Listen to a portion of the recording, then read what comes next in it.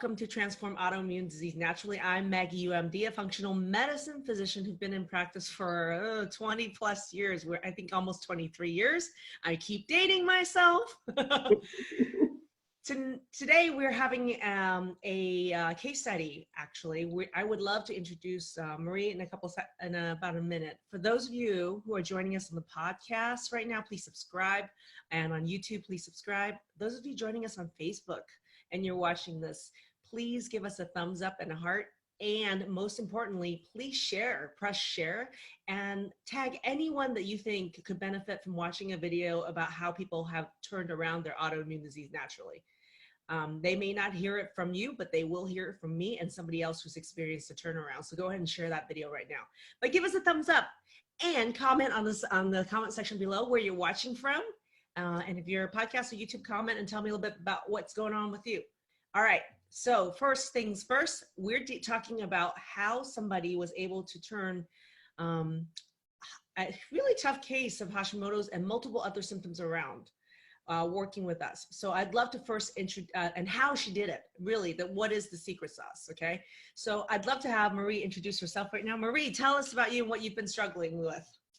Hi, my name's Marie McGowan. I live in North Mississippi, and my diagnosis is Hashimoto's thyroiditis. Okay, and how long have you had that? I was diagnosed in 2015. Okay, key point, you were diagnosed in 2015, but let's talk about this. What were your top 3 major symptoms what were your big pain points? 3 of them. Number 1 would have to be hair loss. That was the first symptom. Number 2 would be, after the hair loss came the hives, and then came the urticaria, which is chronic hives, and then came the chronic fatigue. Chronic, and then the fatigue. Okay.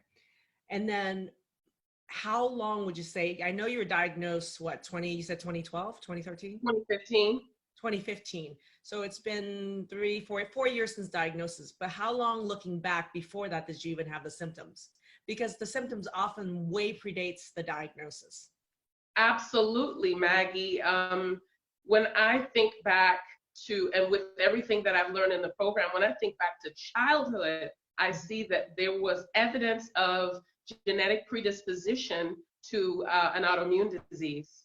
I suffered an anaphylactic shock when I ate a certain food at the age of 10. I broke out in hives, face swole, couldn't breathe, things of that nature.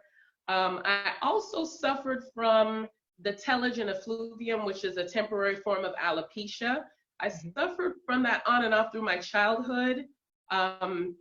After some losses in the family, grandmother died, and I lived in the Caribbean for much of my childhood. And after our first major hurricane, the telogen effluvium made its ugly appearance. Yeah. And then the loss of my mom in 2013. Yeah. So you're actually now going back and you see the patterns. These are patterns that are typically, these are patterns that are totally missed in conventional medicine that you learned in the program, which is like, these are missed in our children, our teens, young adults. A lot of times we wait till the accumulation of something really terrible and finally a diagnosis, maybe 30, 40 years later, to say, oh my gosh, it was autoimmune all along. But now looking back, you know. Yes. Okay. Question.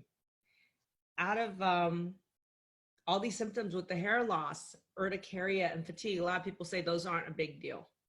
I beg to differ. Okay, tell me how. Tell me how this is how is it such a big pain point for you? Well, as a professional woman, you want to not only present with your skill set, but people judge us based on the way we look. And when my hair started coming out by the clumpfuls, I remember calling my boss. It was February of I don't remember. I think it was 2015 or 2016, crying. And I did not feel confident enough to report to work. I went straight to my dermatologist. And then with the urticaria, no one wants to be covered in hives. When the urticaria first presented itself, my entire trunk, the front and back of my chest and my back and my arms were covered in hives. How often was this happening? Uh, I did notice a pattern. I would say off and on, maybe every other week. Wow. So how did that impact upon your life? I wasn't comfortable enough going to work. And then, of course, if you present yourself as a professional and people see you kind of scratching and uncomfortable and antsy, it just doesn't look good. It's not a good look. How did it impact upon your career then? Well, there were lots of days where I had to call out. There were days when I was not comfortable enough to go to work. The chronic fatigue really affected my work, and that was the symptom that caused me to move from what we call wait and see to a sense of urgency. Oh, it's a must now. Tell me the day you realized that. So it was about October 7th or 8th of 2018. Mhm. And at the time, I was a regional coordinator with the State Department of Mississippi, the State Department of Education. And as such, I supervised state literacy coaches. We had a school inspection the next day that we call a learning walk. That's our little name for school inspections. And I had to call my supervisor to tell her that I could not make the learning walk because I could not get out of bed. My coach was depending on me to show up and support her on this day of inspection. And my boss had to drive from 3 hours away to conduct the Wow. inspection for me. That level of fatigue, though, describe to people what that means. Why couldn't you get out of bed? Because you just can't do it. And to be honest, I had dealt with the fatigue and I was pushing myself. I dealt with the fatigue for probably about 2 years before October of 2018. I would actually wake up in bed, probably about 4 o'clock, and then I wouldn't be able to move. And I would sit and, do those morning things that I could do from bed and muster up the courage and the strength to push myself. And in October of 2018, I just couldn't push myself anymore. What did you decide? What did you do? I was sick and tired of being sick and tired. I had been doing research since the diagnosis in 2015. I had tried a number of things with change of diet, exercising. I was doing intermittent fasting, Mhm. which I found out that there's a way that someone with autoimmunity has to do that through the Yes. program. Yes. And I was kind of using a lot of one size fits all approaches to something that I later learned was not a one size fit all situation. Well, let's go down the list to what the heck you tried. I mean, this was affecting your work. You couldn't even get out of bed. Hmm. And you were embarrassed to even show up to work and be itching. And then you even had to call your boss and say, and he had to drive 3 hours to do your job for you. Yes, she did. She did. Okay. So tell me all the things you tried. Just list them. So I And tried going to bed earlier because I thought, well, maybe I'm just not getting enough sleep. Maybe I'm just sleep going to more. bed too late, and Sleep. that didn't work. No. I tried a super supplementation of vitamin C. I'm I just a tried, dollars of supplements. yes, a list of supplements. Yes, I tried. Oh goodness, there Tried is one. intermittent fasting. How many doctors did you see? How many specialists did you see? So to come to a diagnosis, I saw when the hives came, I saw my allergist and immunologist, Mhm. and she referred me back to my PCP because there were some Yeah. tests that she could run, but there were some tests she could not. Right. And then my PCP ran a couple of tests, and he checked for goiter and parathyroid, but Right. those came back negative. There was nothing wrong with my parathyroid, and I did not have a goiter. The way they say there's nothing wrong with you. You're Right, fine. right. Nothing. Well, and then I went back to my allergist, who's also an immunologist, and she had some history with endocrinology. And by this time, she had received some of the lab results, and she said, "There's free calcium floating in your labs. Right. I need you to see an endocrinologist." And Right. so she referred me to someone who she said was the best in North Mississippi, and it Yeah. was confirmed that I am Hashimoto's, or I was diagnosed with Hashimoto's thyroiditis. So stop right there. A lot of people say, "Oh my gosh, I got the diagnosis, therefore the cure is there." They think diagnosis equals cure or solution to the problem. Did those couple years of diagnosis, testing, multiple specialists, now you finally got the diagnosis. Does diagnosis equal a cure in our current medical system? Diagnosis equals someone telling you, even the best in North Mississippi, that you will always have this disease for the rest of your life, that you will have to learn to cope with it. She wanted me to have surgery or to consider surgery later on down the line. She put me on selenium, and she said that my thyroid had not stopped, it was sluggish. And so she put me on selenium, and she said, well, we'll just wait and see. At this point, you don't need Synthroid or levothyroxine, but you will in the future. Let me get this right. You spent all this time, money and years and energy getting the diagnosis, and then you were told, here's a pill, right? And you may need surgery in the future. Let's wait and see. Why don't you live with it? Right. And meantime, you had the severe hair loss, embarrassed to go to work. You had the urticaria, embarrassed to show people at work what you were doing when itching. And number 3, you couldn't even get out of bed. And you're supposed to live with this. That's what the diagnosis means. Right. Exactly. Okay. So what did you realize so why do you think all this didn't work? Because they were applying a one-size-fits-all approach to something that's not a one-size-fits-all disease. Now, the allergist, she moved forward in treating the urticaria, and she wanted me to double up on Allegra when I broke out. Yes. And so kind of Band-Aids for some things. Some Band-Aids were presented, but nothing that really moved towards healing. Okay. So it didn't work. One reason you said it is because you felt like it was a one-size-fit-all, meaning they're just treating symptoms. Right. Based on your diagnosis, this is the medicine you need for the symptom. Based on the diagnosis, this is what you have to live with, and you may get surgery later. That's the general advice you got. Right. No tailored advice. Just kind of, this is what we do with everybody who has this. This is eventually where you'll go. Okay. So what did you finally do to turn this around? Because people want to know right now. I want to ask, where are you at right now? Because this was, you said October 2018, right? And we're now exactly a year later. So a year later, hive free, no hives. A year later, chronic fatigue is eliminated. I bounce up out of bed like a bunny rabbit. My girlfriends and the folks on our church prayer line are so tired of hearing me give that same testimonial. I bounced up out of bed, guys.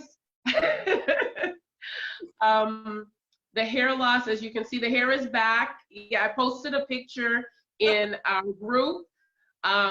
This is after a long day of work as a interventionist, walking up and down the halls and the cool weather outside. But my hair is back to its normal thickness, where it was before it started falling out by the clump pulls. Chronic fatigue, non-existent. Brain fog, much improved. And then there's some other things that I was dealing with, like some points of inflammation. I thought I had plantar fasciitis, and the pain sure seemed like it. And I also have patellofemoral in my right knee because of an injury in college. And there's a part of the, say again? Both of those things are extremely painful. Both of those things I had. Those are other autoimmune targets. I had patellofemoral syndrome. I had plantar fasciitis. So where is the pain now after dealing with those for years? Gone. Like in week 4 of the program, when we did the food mapping and I got my results and we had our call, and we were given the advice of what to eliminate from the diet and when to reintroduce. I was in the middle of a plantar fasciitis flare that week. And I really try not to take too much medicine. I'm a Caribbean girl. We love herbs. And so, but that week I broke down. I took the tramadol, I took the meloxicam, I took the Tylenol arthritis because the pain with the right knee, with the patellofemoral, the left week foot. 2 of the program. Say again? This was around week 2 of the program, you're saying? I think it was either week 2 or week 3. I remember that. And All right. within about 2 days of eliminating those with the food mapping and eliminating those inflammatory foods, the pain just disappeared. Pain disappeared. Yes. Right. And people don't believe that. So let me ask you something. You know, we went through the list of what you tried. You know, there's a long list of all the things you tried, all the years that you spent, all the specialists you sent, time lost off work. I would say this is a $50,000 problem that probably has been going on since you were 8 or 9. I would hasten to say maybe even a little bit more. Tell me what a little bit more is. How big of a problem was this? How much money did you put into it? Maybe about 75,000. This is a $75,000 problem that you tried everything with. And why it didn't work, you said, was because it was generalized Band-Aids. Everybody got the same prescription, nothing personalized. Fine. So I said, we met you and I said, let's do something different now. You did. Let's do something different now. Doesn't that make sense? Is that Yes. logical? Yes. Okay. So you are now pain-free. Your hair is coming back. You got no hives whatsoever on none of those meds. This is unbelievable. This is a miracle in any sort of conventional medicine world. Yes. Okay. What did you do to make this happen? Can you list off 3 things for our audience? Anybody who's watching right now who doesn't even believe this is possible, tell me exactly 3 things that you did right from our program that really was the main trigger points for turning this around. Because you mentioned pain went away within a couple of days. So people want to know why. I mean, you dealt with pain for 10 plus years. So let's talk about that. How did your pain? Food mapping was big. The inflammation, the food, removing the foods that cause the inflammation or that, I guess, that complicate inflammation, for lack of a better term. Foods that trigger autoimmune attack. And yes. What we do that's really different is we use data to tell you. Because most not dogma. Data, not dogma. Data, not dogma. That's me. And people are like, oh, you're a holistic functional medicine MD. There's like so many sort of like, it almost sounds like you're holistic MD. That doesn't even match. And I'm like, well, yeah, I use data, not dogma, to actually treat and help people turn around their disease naturally by teaching them how to do that. So food mapping, what we do, why is it so different than everything else you've done with all your allergists and thousands of dollars of visits of allergists, medicines? Why, and probably elimination diets, why was food mapping so different for you? Because it was tailored specifically to me and the foods that presented as triggers to my autoimmune attack. And within how long did you get pain relief? Within eliminating those foods, like in about 2 days. 2 days, right? Okay. 2 days. And the other piece, you asked for 3 things. Go ahead. I'm sorry. Let me ask you. That was right 2 days after that. Right now, how long has it been since you graduated from the program, and where's your pain now? It's probably been about a month, or about a month and a week, and still at 0. Okay, great. Number 1 thing, food mapping, pain at 0. Number 2, blood sugar balance. Tell me about that. Sugar balance. Everybody says eliminate sugar. That's all you have to do. What's the difference? Why is blood sugar balance in our program the holy grail? Because it controls so much. Blood sugar controls hormonal balance. It controls gut. It affects so many other things. So we taught you how to actually eat throughout the day to make sure your blood sugar stays the same throughout the day. Can I share a dogma that I had to dispense of? As someone who struggled with weight throughout my life, there are some practices that worked for me previously to lose weight. And one of those was not eating between meals. Well, with Hashimoto's thyroiditis, you can't allow yourself to starve because then your blood sugar tanks and blood sugar spikes and raises are not good for anyone with an autoimmune condition. And so blood sugar balance was key. I have started losing weight. I thought, yes, yes, yes. My endocrinologist, Maggie, my endocrinologist wanted me to have the gastric bypass. She said that I couldn't lose weight the regular way. She didn't say I was in adrenal fatigue, but she kind of talked around it, and she referred me to a gastro doctor for a consultation on gastric bypass. She said the only way you'll lose weight now at this point is with a gastric bypass. And I was experiencing some success with intermittent fasting, but then I learned that those drops and spikes are not good. And so now that I've done the hormone balancing, the insulin, making sure that the sugar, the sugar's balanced, the weight. I went to see my endocrinologist the other day. I'm waiting on results, but she was so excited at how much weight I have lost. And you're losing weight eating.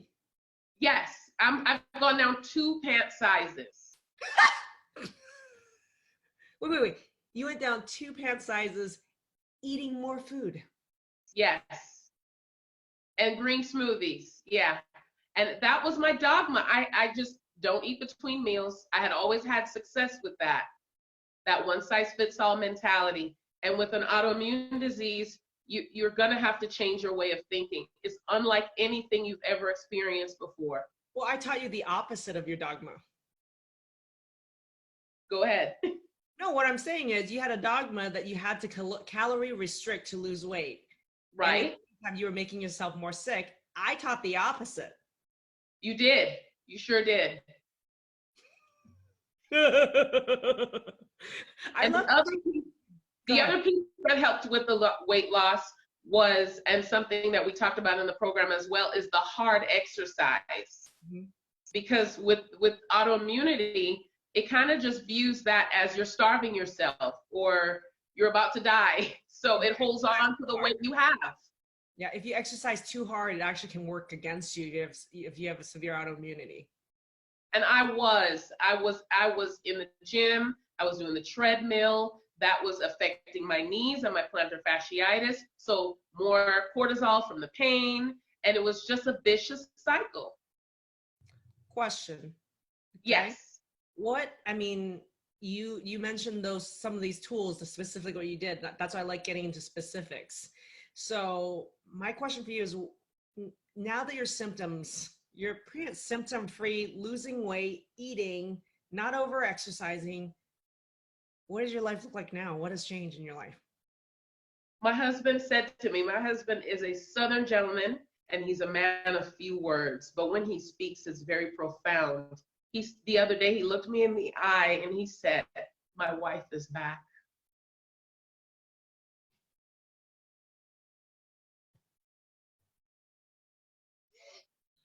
I'm sorry. I am not sorry. Sorry, not sorry. Sorry, not sorry. I mean, did you think when you joined this program, and a lot of people, it's difficult because when they see a video like this, they think, does this work? Number one. Mm-hmm. Number two, does it work? Number one. Number two is, will it work for me? And my question for you is, did you believe before you joined the program that you could possibly have this life back like this? And I think that's, you asked about the top 3, and I shared the blood sugar balance, and the other thing, I think the third one was mindset. Ooh, tell me about that. With this program and any other program, you're going to get out of it what you put into it. Amen. Yeah. Yeah, and I believe that there was a way to reverse this disease or the symptoms and the effects of it.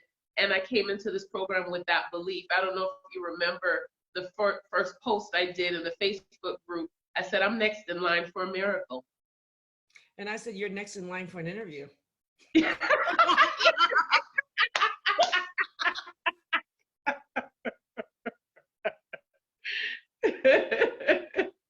because to you, it is a miracle. And to people in the conventional medical world, you tell your endocrinologist, you tell your allergist, any of this that could happen. They tell you it wasn't possible. This is a miracle. Yes, it is. It is.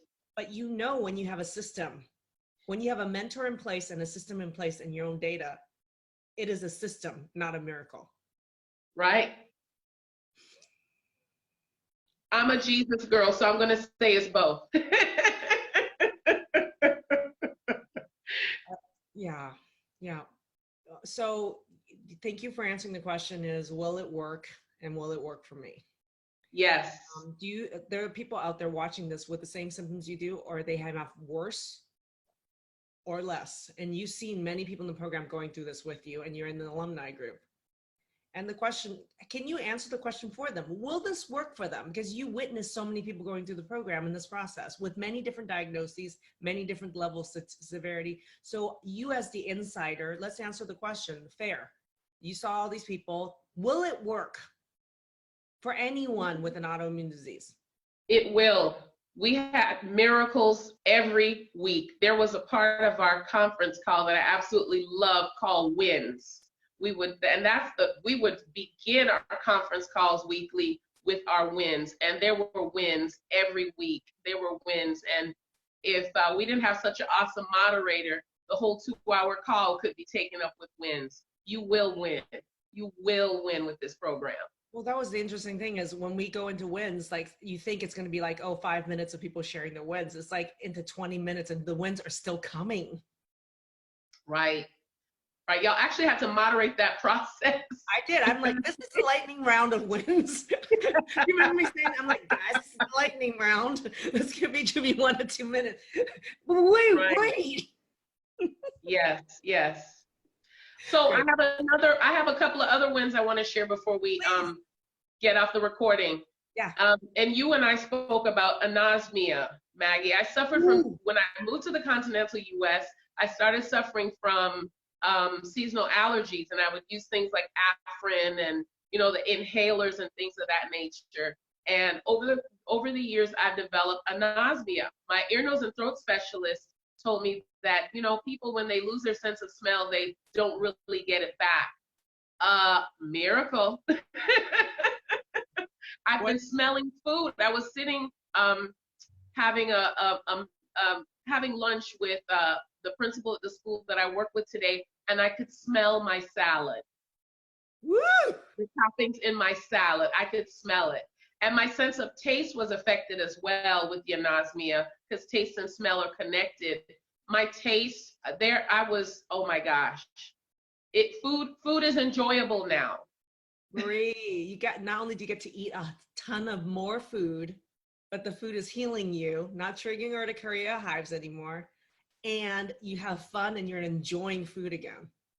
Yes, and we left out something else that happened in the second week of the program as well. I talked about the telogen effluvium and the loss of my hair. Well, with the hair on my head going, also came the loss of my eyebrows. A lot of people may not know, when you have Hashimoto's thyroiditis, the outer third of your eyebrows goes away. These eyebrows, they are here. Wait, hold on. You keep talking because the cameras go back to you. Hold on. They are here. They are long, outer third present. That is proof. People want proof. It's like, how much more proof than you need than your full head of hair you had before and after photos, and now you have your eyebrows, and your skin don't lie, and your pain level don't lie. No. Okay. These eyebrows don't lie. Marie, thank you for sharing this with everyone. I mean, this is a tremendous case study of how not only did you lose weight, got your pain down, your chronic fatigue gone, urticaria gone, rash gone, and your anosmia is gone. Your sense of smell is back now. Your taste is back. I mean, the wins just keep going, and this is only a month and a half out. Yes. Marie, will you join us for a 1-year interview to see after this where you're at? Absolutely. And you know what I'm working for. I do. Yes. I want to hear a surprise on that one. Yes. Yes. But you know what makes me, one of the things that makes me the happiest here is to have your Southern gentleman say, my wife is back. Absolutely. Absolutely. He's a man of few words, but profound ones. I love it. And I'm really glad to hear that you're back to work, career stable, if anything. I mean, one last thing is there, as far as being back at work and career and being reliable with that, with work and stuff, what are your dreams and goals for your career? I would like to, one day, start my own school, start a private school. Did you make that dream board? Is it on it? It is. It is on my dream board. It is. Then you know it's going to happen. Amen. Amen, sister. Thank you so much for joining us, and thank you for sharing your journey with everyone. Thank you, Maggie. For those of you who want to learn more about our program, you can go to drmaggieyu.com, and there's also a free training there for you to watch and to learn more about what we do. Thanks a lot, everybody.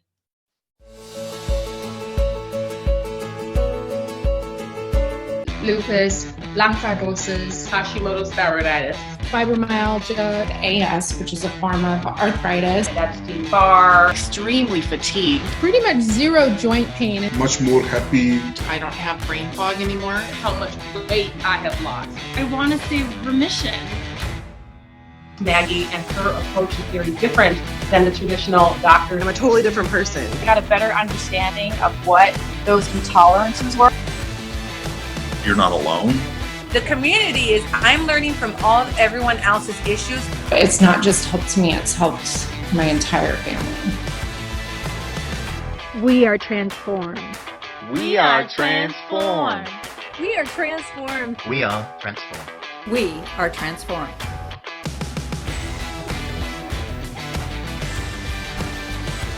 Join the movement and transform your autoimmune naturally today.